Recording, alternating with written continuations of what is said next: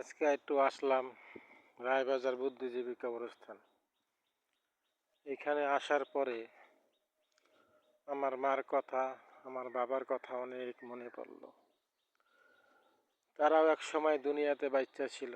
আজকে তারা দুনিয়া ছেড়ে পরকালে 3.5 হাত মাটির নিচে চলে গেছে।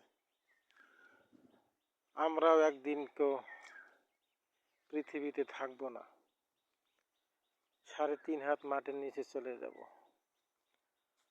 আমাদের সন্তানরাও বলবো আমার বাপ দাদারও পৃথিবীতে বাচ্চা ছিল, আজকে তার আর বাচ্চা নাই। এইভাবেই চলতে আছে, এইভাবেই চলবে।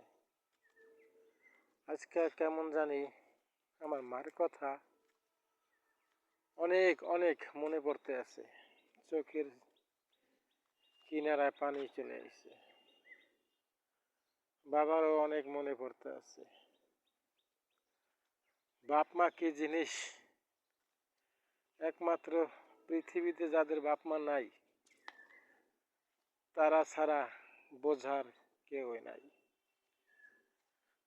তারা ছাড়া কেউ বুঝতে পারবো না। যাদের বাপ মা পৃথিবীতে বাচ্চা আছে তারা অবহেলা করেন না বাপ মার সাথে। আমরা ভাই বোনেরা হারে হারে টের পেতে আছি বাপ মা কি জিনিস।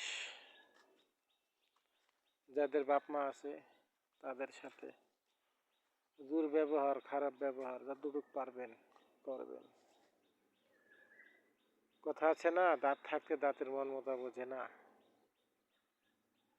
আমাকে দাঁত ছিল, দাঁতের মন মতো বুঝি না। এখন বাপ মা নাই, এখন বুঝি বাপ মা কত মূল্যবান জিনিস ছিল পৃথিবীতে।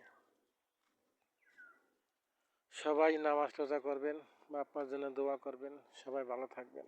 আসসালামু আলাইকুম।